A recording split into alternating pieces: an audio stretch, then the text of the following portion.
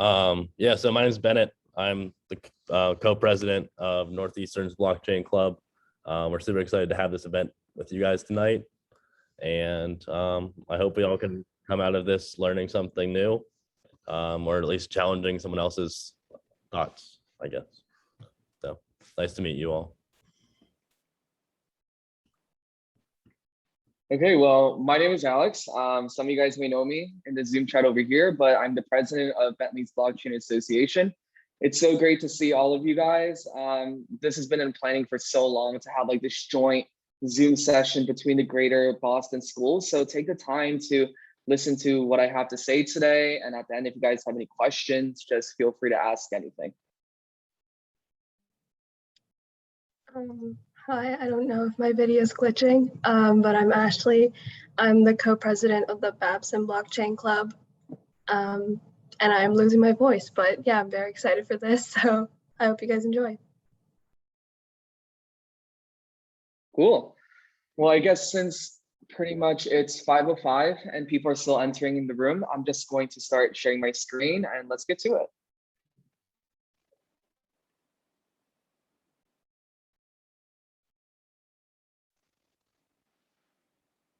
Okay, so a lot of people here are super curious about how to cryptocurrency invest, and a lot of people are at different stages right now. Some people know what Bitcoin is, some people know what Ethereum is, and there are people who know all the way to creating wallets, doing NFTs and all this stuff. I know it's super overwhelming, but the whole purpose of this is to educate you guys on how to safely start cryptocurrency investing, step one. And obviously the first steps are going to be Tokenomics and Wallet Workshop in collaboration with Babson and Northeastern.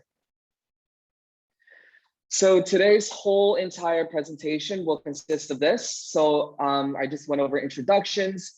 I'll be talking about the wallets, setting up a wallet, and then I'll talk about staking, the tokenomics, so the token economics of cryptocurrencies, and as well as the precautionary steps that you guys can take to secure your cryptocurrency assets. That's super important. So let's get to it. So before I start, this is a disclaimer notice I have right here. I've been in a couple lawsuits before and I never enjoyed it. So I always have this up before I present, but please take the time to read this. Basically, it's saying that everything that I'm talking about today is not going to be construed to be financial advice. Blah, blah, blah, blah. Don't sue me. I'm not a registered financial advisor or registered investment advisor. Okay, so if you guys get your phones out, you guys are able to download these two popular wallets. So pretty much Metamask and Trust Wallet are two of the world's biggest wallets that are available on the App Store right now. And pretty much these two wallets are your gateway to entering into the bigger picture of cryptocurrencies. Like, some of you may be interested in obtaining NFTs, buying NFTs, but how do you do that? You can't just buy NFTs through your regular Coinbase account. These two apps are literally your gateway into accessing NFTs. I know shit coins, meme coins, different types of new coins out there that are not available on centralized exchanges like Uniswap, PancakeSwap, or those types of decentralized exchanges. So it's super important to have these. Okay, so once you guys download it and you guys create an account, this is what you're going to have before you actually are able to go into your wallet. And these are your seed phrases, okay? So like this random generation of words are pretty much there and it's all unique to every single person. Do not share this with anyone. This is your only way of getting back into your wallet if you get like a new phone or somehow you break your phone and you're trying to get back into your wallet. If you guys don't have your seed phrases written down or safely stored in a safe place where you guys are able to access, you will completely lose all of your cryptocurrency funds and there will be nothing you can do about it. So just be warned. So once you guys do that, this is Metamask screen. So this is basically the general home screen of what Metamask will look like when you guys successfully log in. And under that account two, that'll be like your account name. That's pretty much your universal wallet address. So a wallet address is a term that you're going to be hearing a lot in the cryptocurrency space. And it's basically your address. It's an address where people are able to, or yourself, send to that address, your wallet, cryptocurrency funds, Ethereum, or any tokens or coins, NFTs that are based in the Ethereum blockchain. So Trust Wallet is pretty much the same process as well. You'll get a home screen after your seed phrase, but Trust Wallet I like to use more for any Binance related activities. So these pictures over here are pretty much on the left is your wallet address under that account. So if you guys want to send anything to that wallet address, just copy it and just put it in the send part. And then to the right is Trust Wallet. So even though you can use Binance transactions with Metamask, personally, I like to use Trust Wallet because of the simplicity to it. So to the right is the main screen of the Trust Wallet. I just have it like blanked out a little because I don't want to show you guys my personal funds, but that's what it should be like. And pretty much it's the same process. If you guys are willing to send cryptocurrencies, most specifically Binance coins or Binance related cryptocurrencies, you will send it over here to this Trust Wallet account. So below in the blue tab where I crossed it out, that's your wallet address to where you'll send everything Binance account or Binance Smart Chain based cryptocurrencies. And once you do that, in order to transact on the Binance Smart Chain, you're gonna have to change your BNB coin or your Binance coin, for those who are familiar, into Smart Chain. So pretty much you're trying to turn that yellow logo on left into a black one. So the black one allows you to transact on Binance blockchain pretty much. And the yellow one is just their native cryptocurrency. And once you guys do that, you guys are able to swap. So if you guys just go on the right side, it has like your account, your currency that you have, and then you just click on the three dots where it says more, and you're gonna show up on the screenshot on the left where it says swap, and you're basically going to change that yellow coin into a Binance blockchain based coin pretty much. So it allows you to transact with that coin. And it's the same one-to-one value. So don't worry about losing some of the value. So now all of us have heard of staking at some point, but when I had to learn about staking, it was such a long and tedious process. And staking is pretty much this new way of earning money on the side. That's what I like to describe it, but staking is also providing security to an existing blockchain. And these are the fundamentals that you guys should learn about before going deeper down into cryptocurrencies. So before we actually go into staking, we're going to talk about proof of work, and most notably Bitcoin. So how are transactions validated, and what are the rewards that go to it? So here is an image of a racer and a finish line. So the racers on the right are trying to go to the finish line. And in a proof of work system, every single miner, every single network validator is trying to race to the finish line to validate these transactions or the blocks in the blockchain in order to get a good Bitcoin reward. But in a proof of work system, only one person is allowed to validate a transaction, that one winner in that whole group of racers or miners. And if the losers get to the finish line after the winner, it's pretty much time wasted and energy wasted, right? And in cryptocurrencies, time is such an important thing.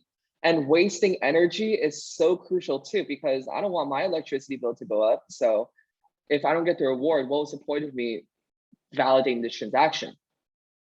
And there's another issue when it comes to proof of work, right?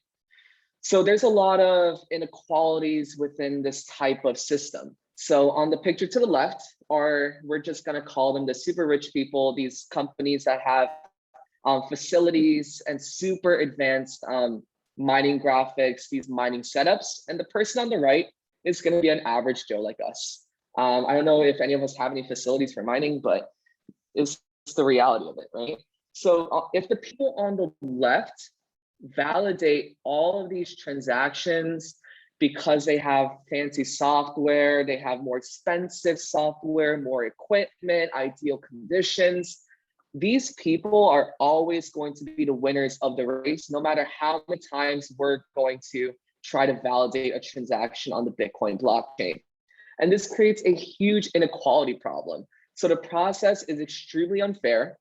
And if an average Joe like us, we don't have the resources like them, your chances of successfully mining are so low because there are other people who can beat you. So this is where proof of stake comes in. It's basically this new way of validating transactions. So we're going to do the same example of the racers. So the racer on the left is going to be racing to the finish line, and it's the same group of people, right? However, not everyone is chosen to race to the finish line. Only one person is. And all those other people on the side still have a duty, and they don't waste excess energy. So they're not just standing still and they're not going to the finish line only being told that they lost. In a proof of stake system, the person on the bottom that has the arrow next to him is chosen to validate that block, those transactions, and those two people to his top left and his top right are pretty much the other miners and the other races, right? Their role is to double check the work of the person that is chosen. So this happens by those people putting in a stake of a certain coin into a pool, right? They're just putting some coins into it. Now, if the person who is chosen successfully validates that block, that's good for him. He gets a reward, right? So whatever he put in, he gets that, and on top of interest. That's how staking works. But if he gets it wrong, like this picture over here, those two people on the top left and the top right, they're basically provided a certain amount of coins in that pool to themselves. And that person who didn't successfully validate the transactions loses some part of money that he put into the stake. So it's an equal playing game over here. So there obviously, when it comes to staking, there are going to be some huge risks to it. So the first one is your cryptocurrency is locked. So when you stake your cryptocurrency, you're not able to send it to someone. You're not able to sell it for a short period of time or whatever the duration is. And you pretty much can't do anything to it. Now, the second risk is reward duration. So sometimes the rewards are pretty mediocre sometimes, quite honestly. So it's a cost benefit analysis, right? If you put, let's say, ETH into a staking pool, and ETH grows parabolically, you're not gonna get the same price action as you were to leaving your Ethereum in a pool and locking it up for a year and then getting a certain amount back. You're limited to what you're getting back. But the good thing is, if you guys are staking, I'll describe more later, you're able to calculate your rewards and see how that'll tell you if you want to do that or not. And the third risk of staking is a lack of technical knowledge. So if you are chosen to validate a network, sometimes it can require extensive coding, extensive power, energy power, and it's quite frankly a lot. So, however, there are some rewards of staking. So some of my favorites are PancakeSwap. So PancakeSwap is actually one of my favorites to actually transact or stake. Because if you look at some of the staking APYs, you're getting like 83%. But if you guys just go on the PancakeSwap website, the PancakeSwap.finance website, you guys are able to lock up a certain amount of cake tokens through Trust Wallet, and you're able to get this APY back. And that's so good. And some cryptocurrencies that are based on Binance Smart Chain, you're able to get 300% or even 400% back in a year. So 3 to 4x in a year. So that's quite a lot. So it's a really great way of making passive income. So another great reward, just like the bottom picture, is like ETH. You can stake ETH, but quite honestly, for me, the rewards aren't really with it right now. So if you were to stake on Coinbase, your APRs are 5%, which is mediocre a little bit, but it's just a cost benefit analysis. If you're the person to just buy and hold, you can pretty much stake or just hold it. It's up to you guys. Just read that in the bottom below. If there's very little ETH staked, then the protocols increase your rewards to get more incentives for people to stake. And if there's too many people staking, then your rewards are reduced. Okay, and now I'm going to be talking about tokenomics. So tokenomics is something that everyone should be learning about right now in the Zoom meeting before you guys even start investing in cryptocurrencies, or you guys are currently already investing in cryptocurrencies. So tokenomics are pretty much a short term for token economics. And it's really great to understand the value of where these cryptocurrencies come from. And that's the question that's everywhere in the spotlight. What is the value of Bitcoin? Why are cryptocurrencies valued at this? Blah, blah, blah. And these are some of the different types of metrics to it. So tokenomics can include supply and market cap, allocation, distribution, emission, and even utility. So for today's example in tokenomics, I'm going to be talking about these two cryptocurrencies, Aave and Dogecoin. So if you guys aren't familiar, Aave has a current price of about $3.75 the last time I checked. And I believe it's in it's like the bottom 40 of the biggest cryptocurrencies in the world. Whereas Dogecoin is in the top 10 cryptocurrencies, but the price of one Dogecoin is in the 17 to early 20-cent stage right now. So why is that? Why is Aave priced higher than Doge? But before we get into that, you guys have to know the difference between coins and tokens. So coins have a native blockchain. So such as Bitcoin, Ethereum is debated to be a coin as well, Dogecoin, and Cardano, because they have their own blockchains and their coins are used as a currency as well. However, tokens are a representation of value. So I wouldn't necessarily describe tokens as a currency. And tokens are built on top of an existing blockchain. So we're going back to the example of Aave, right? And Dogecoin. Dogecoin is a coin because Dogecoin has its own blockchain. And Aave is built on Ethereum's blockchain. It's just a decentralized application built from Ethereum. So the token of Aave can represent voting. It can represent the type of transactions. Some other tokens can represent governance. So pretty much it's a broad representation of what a token can do. So just keep that in mind. The coin is mostly used as a currency and the token is just a representation of value. So the supply, we're going to be talking about the supply a little. So whenever you guys go look at new coins, or you guys are trying to see which one might be a good investment, just look at this. So this data is derived from CoinGecko.com, and you guys can also use CoinMarketCap.com. So if you guys click on the different types of cryptocurrencies, on the top, Dogecoin has an infinite total supply.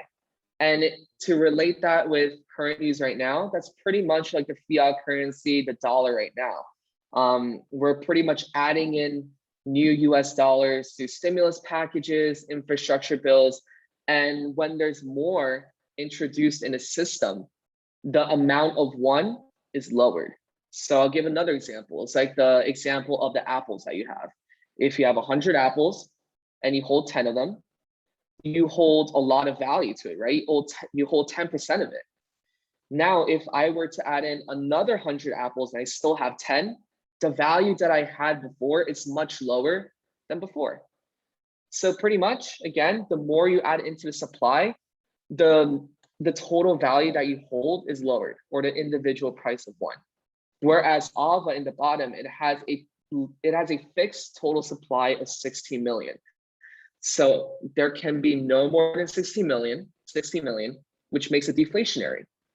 So pretty much it can't be inflated. And yeah. So utility. Utility is basically the demand of it, right? So utility are the use cases of the token. So if the token or the coin has a lot of uses to it, such as institutional adoption, or a country suddenly accepts Dogecoin to be used in to buy houses or something, that creates more demand for people to buy that coin. So pretty much utility is the use cases of it. And if a token or coin has no use cases to it, then there's not a lot of demand to it, because what can I use it for? What's the point of me holding on to this token? And one thing to note are these two different types of launches. It's very important to note it's allocation and the distribution of the different types of tokens and cryptocurrencies. So a fair launch is when a small community of people collectively mine a cryptocurrency from the start. So that's Bitcoin, that's Dogecoin, Ethereum. They're just mining it from the start. Whereas pre-mine is a team behind the project that releases coins before it's open to the public. And if you guys are involved with meme coins and shitcoins, that's pretty much what pre-mining is, right? There's a certain amount allocated for marketing. There's a certain amount allocated to team members. There's a certain amount allocated to seed investors and so forth. So this is an example of pre-mining. I used to work for this cryptocurrency company, but I thought it was a great example for right now. So pre-mining is pretty much this. It gives you a chart and it tells you how much and what percentage of the total supply will be going to who. So just look at that for a little bit and just get familiar with it.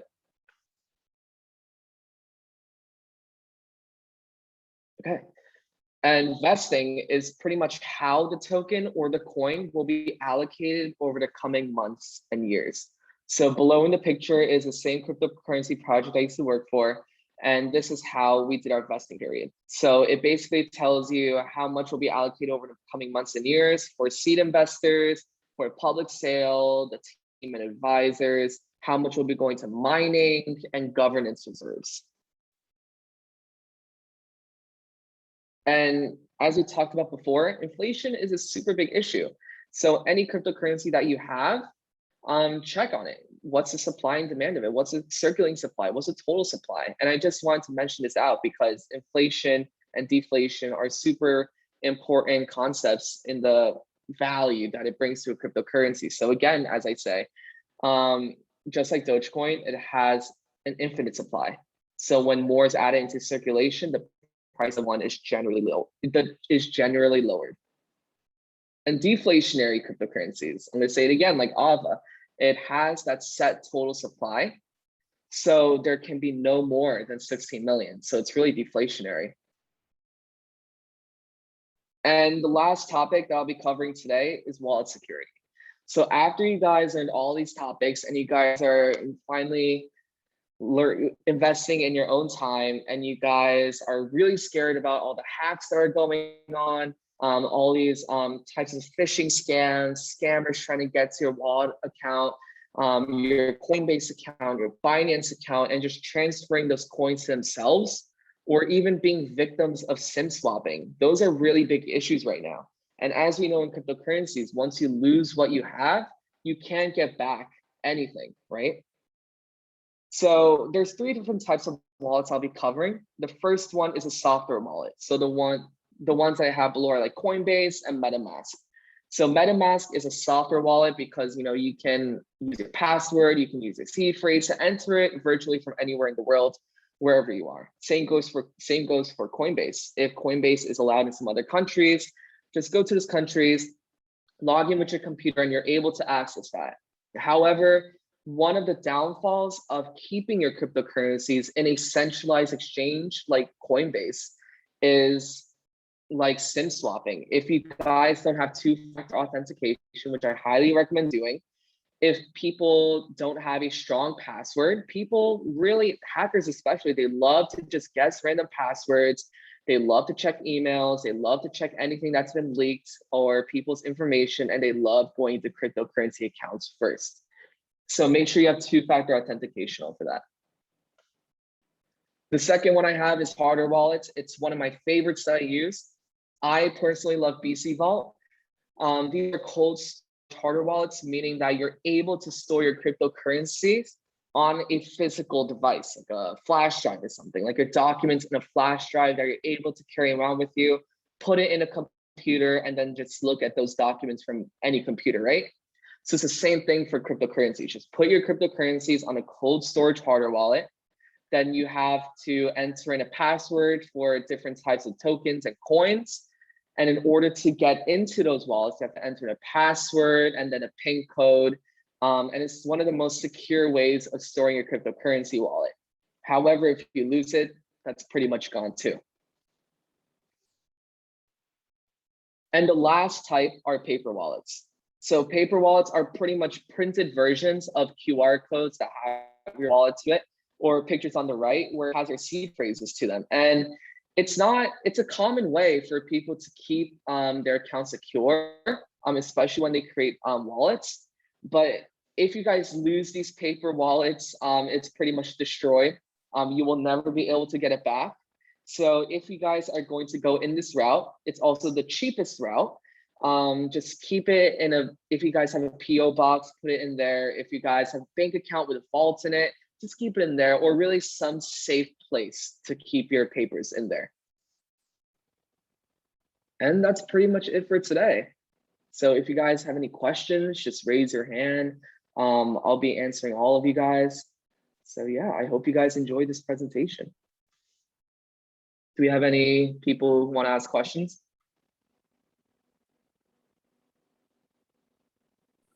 Yeah, I got a question actually. What's up? I can't like find where to find the raise hand feature, but do you have like any information about like USDT or like just the whole state of cryptocurrency in general? I watched it. Sorry, there's a cat in the way. I watched the CoffeeZilla video and I'm just interested to hear your opinion on it, where he said that USDT has never been audited and it's supposed to be audited in a while. And apparently like that's one of the biggest stable coins used for swapping. So that's kind of giving me concern investing for the future, where a lot of people are claiming that the owners are scam and fraudulent. Yeah, I mean, I totally share your concerns. USDT is the biggest stablecoin provider out there.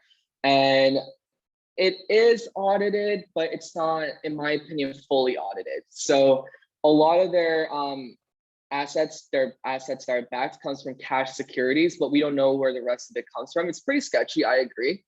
And pretty much the US is also taking measures to do this. I'm not sure if anyone else heard, but about a couple of weeks ago, the Federal Reserve initiated a repo facility of 500 billion for cash and collateral for big institutions and possibly Tether. So the way that I think about it is, if crypto really does crash because of USDT, then personally, I think everything else will crash, because everyone's gonna cash it out. And then where is this cash gonna come out from? And then it just creates this whole psychological thing of selling. So I agree with you, but there are precautionary measures already taken in by the Federal Reserve, in my opinion, to help mitigate these effects. Thank you. Can I comment on that? Yeah, go ahead. So like, personally, I'm just like unsure why like so many people in the crypto space are primarily concerned with stable coins, because if someone is truly long crypto, why do you care what like ETH is worth in US dollars or like whatever fiat currency you're gonna swap for? Because if you're technically long crypto, all you should really care about is like stacking sats or like stacking ether. So like in my opinion, like what like Tether does is kind of irrelevant in the long run. Yeah, I mean, I think they have a central role into bridging that gap between investors and actual fiat currency. But I do agree with you.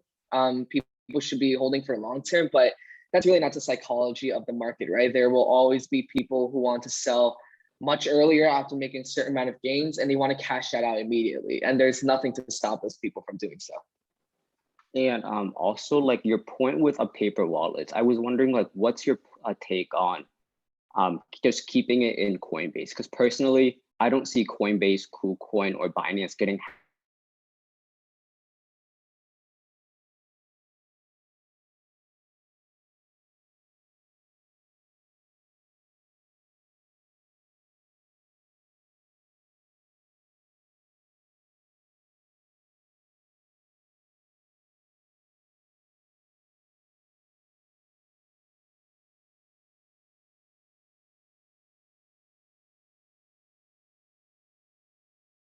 What's Coinbase and all those places are pretty secure, right? But you just have to keep in mind that if those people, especially new investors coming in, if they don't put on two-factor authentication and their email addresses and their passwords are hacked, that happens quite often. These hackers will try to go into cryptocurrency accounts like Coinbase and Binance and just start guessing passwords because they have emails, or say forget their password. And if they have their phone numbers, they'll try to SIM swap so that your phone number is transferred to the hackers. So really it's a step that can be preventative, right? So everyone should be taking that two-factor authentication. That's my take on it. All right, thank you. Any other questions? I can literally answer anything. I'm here for you guys. What's your opinion on Shiba? Wow. Those are the questions you have for me? Yeah, totally. I'm totally hesitant about it. I don't really think it has a purpose. I like coins and tokens that are doing something to create innovation. I don't think Shiba's part of that. I think it's great marketing though. But yeah, Yusuf? Yep. So thank you very much for the presentation, by the way. And I just had a question about staking. And you mentioned how it might require some technical know-how. And I was looking into how Coinbase is going to approach like micro staking, I guess, where you don't need 32 ETH and you could, earn like a 5% APY on your ETH. Do you think that, is there like an alternative, like a decentralized way to do that besides using something like Coinbase? I think right now you're going to have to use Coinbase because Ethereum, before Coinbase announced it, Ethereum's general set rule for staking on their platform was 32 ETH. So you needed that minimum of 32 Ethereum, 32 Ether tokens, coins to stake on.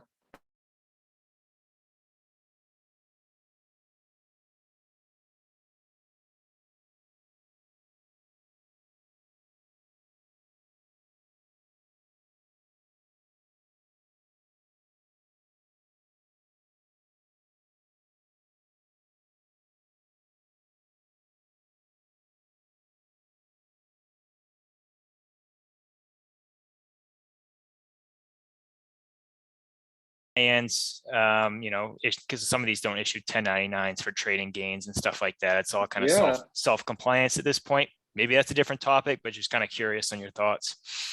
Yeah, of course. So definitely pay your taxes. The government will come for you. And like, just for everyone to learn about now, when you guys file taxes for this coming season, the first question you have to answer is, do you hold